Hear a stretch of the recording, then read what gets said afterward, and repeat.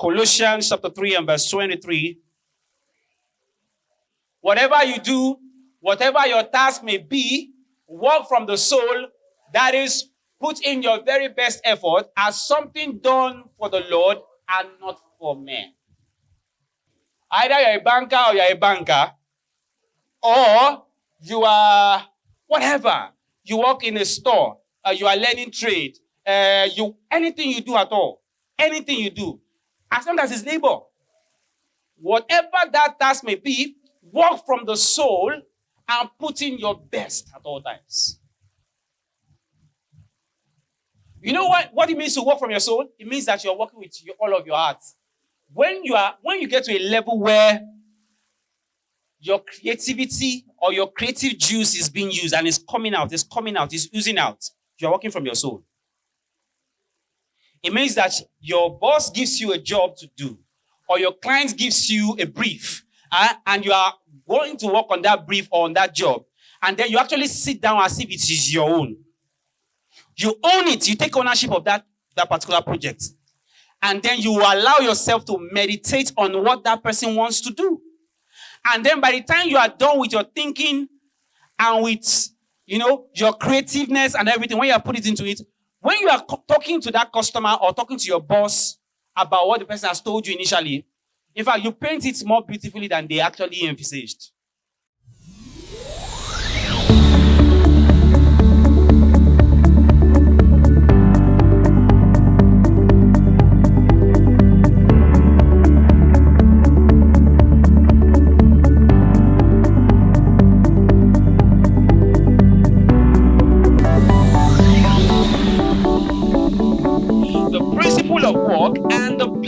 Of grace.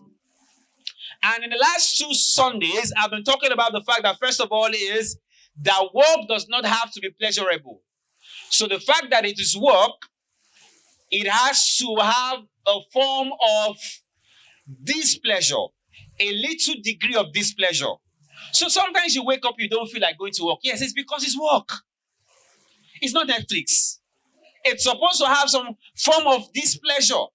So you must naturally be attuned to going to work and give your best to work, regardless of how your body feels. I said this morning that I didn't feel like waking up because I preached yesterday.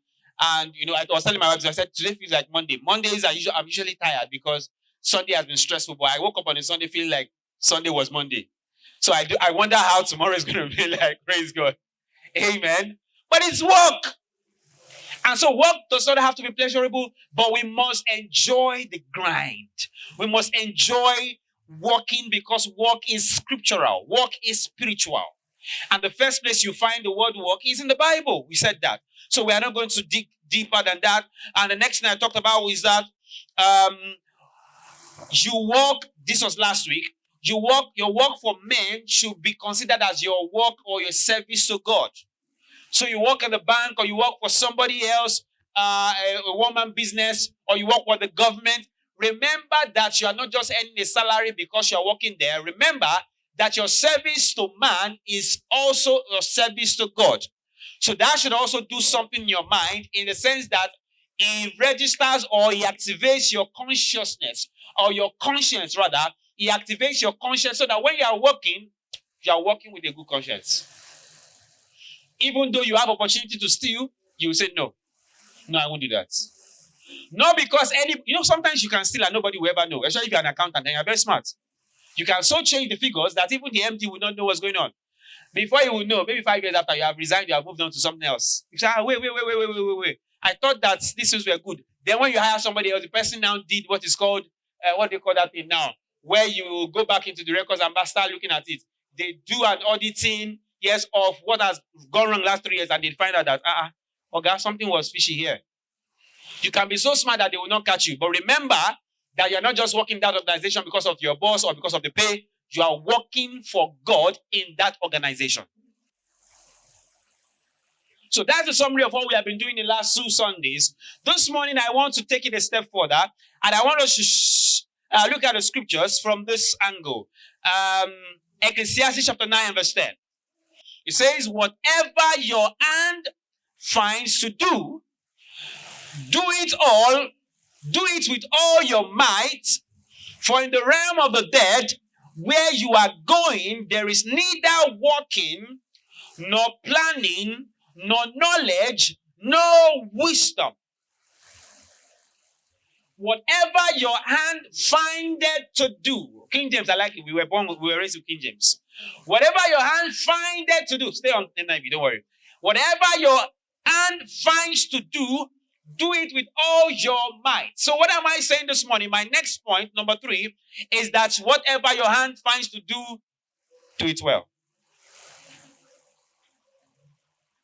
And this speaks to people who are looking for a job. I'm looking for a job. I'm looking for a bank job. I'm looking for a job in consultancy. I'm looking for a job with the big 4, KPMG, Deloitte, and the rest of them. I'm looking for an oil job. In my days, I remember some people would not just submit the application anywhere unless if it's NNPC, Chevron, or Mobile. They'll say, no, I studied geology, I studied engineering, and then they will stick to that. And some of them eventually, after like 8 years, they realize that, man, Oga, you will get old here. So the truth is, we don't have a lot of jobs in Nigeria, but we have jobs. You may not have the kind of job you are looking for, but there are jobs everywhere.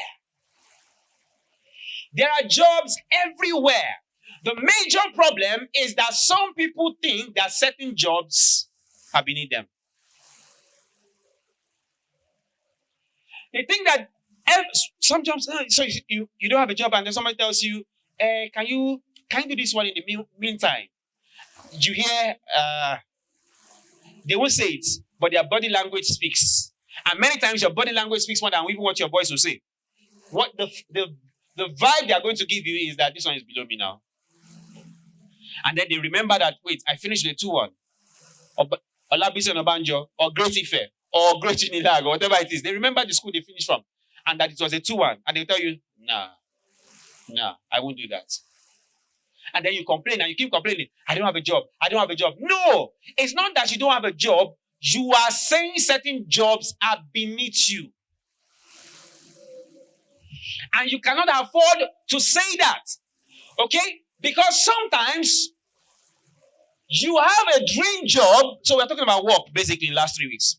You are, and how spiritual work can be. So that's the connection I'm connecting your physical job that you do here Monday to Friday to your spirituality. Okay, so sometimes you think that I'm looking for job A, but the pathway to job A is not a straight path. So you are trying from one angle and using one particular method, calling your cousins and your uncle, submitting CVs and going everywhere, and you are not getting that kind of job. However, if you decide not to be picky about jobs, but what you want to do is you want to get your hands on something and get it dirty. Bible says whatever your hands finds to do, right? So whatever your hand finds to do means that nothing is actually beneath me. So you find that first. Sometimes in doing what is available, you will eventually get to what you actually want, which is desirable.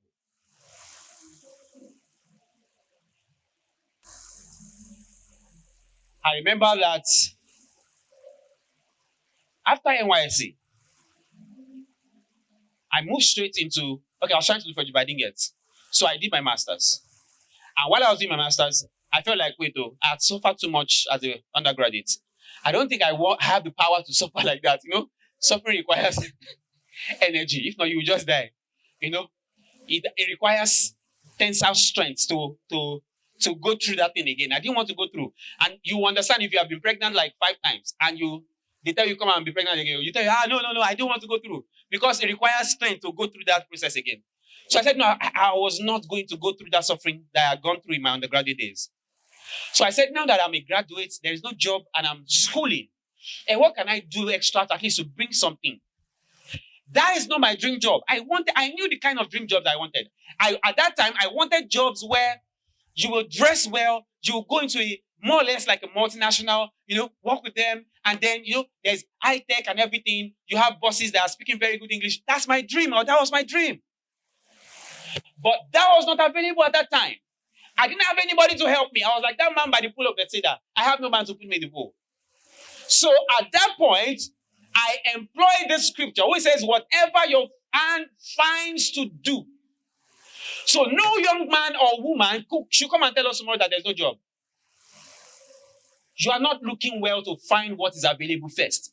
What's available is different from what's desirable. But sometimes in getting desirable, you must have to get comfortable to do what's available to you. So at that time, I took up a business idea. I was in my NYC stage, so I was used to it. I went to NYC, wrote them a letter, and went there like twice. I said, I want to come and join them in Mami Market. I had just finished from that same camp. Months after, I came back and I said, I want to be selling stuff or doing business within the same Mami Market. If you understand the NYC thing I'm talking, you understand. Some of you understand. So when coppers are there is a market where they buy stuff. That's what we call Mami Market, where they buy. So I realized that, there was no electricity, so people used to come and charge phones. So I said I was going to set up where people will be charging phones as well. It's not a new idea. People have been doing it. While I was serving, I also went there to charge. So I saw that there was an opportunity there, and I also wanted to latch on our opportunity. And I got there. I did it first time. Of course, first time business person, you will not make a lot of money. In fact, I ran into a loss because I realized the politics of that as well, because certain people have been doing it for years. So they have the best spots, best positions. When coppers are coming out from their break, they will meet them first, and my own was at the back. They will have charged all their phones before coming to me. It's only when their pots are full, they will not remember, is there any other place? Then me, I will now have to start taking the little that is the leftovers. So, but I learned something, and at the second time, I was able to break even. There was no profit, but at least I made my money back. My brother will remember, because at the second one, I also told him, I can't do this alone. So he also came from Lagos and came to meet me. We were doing whatever was available to us at that point in time. So we cannot say that there is no job. What you are saying to us is the kind of job or the kind of work that you want is not available. But that there is no job at all is not true. So when you find what's available to you, the Bible now says that you should put all your heart and your might into it. When you pour yourself into anything, it will grow. After my experience in that, I stopped it and I moved into, because you learn and you unlearn and you keep moving on. I now, in the city of Benin, I now turned myself into a real estate consultant. It was not very fancy at that time. I printed flyers and I would tell them that if you are looking for a house or something like that, you need an agent. I became an agent. I share flyers around Ring Road up to Airport Road, and I shared. So just in case you are looking for a 2-bedroom apartment, call me. I had like people that had houses, so I would introduce you to them. I'll collect like 5% and things like that. Those were efforts I was doing at that time or showing at that time. You may not have what you are looking for, but there is something you can put your hands on right now that at least can put some food on your table. And I will show you a scripture. Because of time, I will just explain it. God showed Joseph a dream about his future. In that dream, he saw glory. But on the way to that glory was not a straight road. The road to that glory was not straight. So the first job or the first place God placed him was that he went into slavery. And that's what I'm talking about. Sometimes you think that, it is Shell. Sometimes we might need to shell you before you will go to Shell. You understand? So first of all, is that he became a slave. And while he was a slave, it was known, it was noticeable that he was the best of slaves in that place. That's the putting all your mind that we're talking about. So you are in a place where you don't like. Don't treat it like you don't like it. Treat it like that is the only thing that you have. And that speaks to salary of 10,000 naira, 30,000 naira. How much are they paying me? My guy will be disturbing me on phone. I'm disturbing me. No. Treat that 30,000 as if it's 300,000 naira. Put your best into it. Pour your creativity into that job. That is you finding what is available and putting the best of yourself into it. You know that when we treat 30,000 naira job like it's trash, and then you treat a 300,000 naira job like it's good, you know it's hypocrisy. Oh, you don't know. Look at it like that. Look at it from my angle. You are being an hypocrite. They asked you to do a job for 30,000. You knew the salary. You agreed to it. But the person also agreed to paying you that salary. But you, did you do your part? You just like, I'm going to stop me. For what? I'll go when I like. I get at 10 o'clock. But the same you, Christian, brother, will get a 300,000 job and you're excited you come and share testimony here. When you got 30,000, you didn't come and share testimony. Hypocrites. That's what I'm talking about. So find something and put your heart, all of your heart and all of your might into it. I believe that this message is going to help someone. Before December, everybody in this church and everybody listening to me online will be doing something. You may not be something this is not the dream, but eventually you will know that you are doing something. You are doing something with your hands. Some of you have left your tailoring business. Go back to it and go and do it. Go back to it and do it. What your heart finds to do it with all your might. Same Joseph from slavery, and then he moved into prison. I don't know which is worse, being a slave or being a prisoner. But I know in those two positions, he has no control of his time. He has no control of his movement. You are a slave, you are a prisoner, you don't have control over anything. Your master will wake you up when he wants to wake you up if you are a slave. If it's 2 a.m. and he feels like, you wake you. Shegun, go and check what is there. He will wake you when he wants to wake you. You are also a prisoner and they will tell you what to eat, they will tell you when to sleep, they will tell you when to wake up. But in all of these positions, he came out tops. They recognized that there was a grace on his life. They recognized there was a grace on his life, and to a point that this same guy eventually became what God told him. He became an economic advisor from going through. So see, what you are doing right now that you don't like is part of your CV. Part of your CV. So if you look at Joseph's CV, first thing you find there, 2000 and whatever BC, you see there, slave, master slave. From 20, so. The same way if you're very conversant with CV, you see the year, Abi, yes, so to yes, so. I was slave, the master of them. And you describe the job description. Very good at, at slavery, at slave work. I wake up before the other slaves. You don't look for extra time to sleep. You do your best. Then the next thing he did, then he got another job. He became a prisoner, chief prisoner and dreamer. He put it there. Eventually, look at him. He eventually became what God told him. Some of you are not entering into God's best for your life now because you have treated with levity the things that God put in your path. You thought it was too small for you. You thought it was too small for you. And so that way, you have missed a lot of opportunities that should have come your way because you treated the first steps, your second steps, your third step that would have taken you into that very dream that you have that God gave you. You treated with levity. You thought you despised it. Nobody is God, though. No human being is God. If God tells you are going to be in London November next year, you will think that somebody is going to call you up one day and say, how much is the ticket? I want to buy for you. It doesn't work like that. You will think that one day you will just wake up in your house after you have spoken in tongues and you have done 15 days of fasting, that somebody is going to call you and say, don't worry about the ticket, don't worry, I will connect you with somebody, you do the visa. No. It might just be something that you are doing that does not look like London. But as you were putting your best into it, somebody who goes to London to and fro regularly sees you on that job and says, this is so good. So this king can be in Ikorodu like this. I am not aware. I didn't know. There's just one guy in London that does it and he charges us thousands of pounds. If you come to London, you will make plenty money, and we can be business partner. You give me 20%. All I will do is I will show you how to get to London. You would have thought somebody in your relative, your village people will have called you, if they are nice, to give you ticket. No, it might just be on that job that somebody will call you up and say, there's a way to London. But if you don't do that thing, you won't get there and you say God is a liar. No.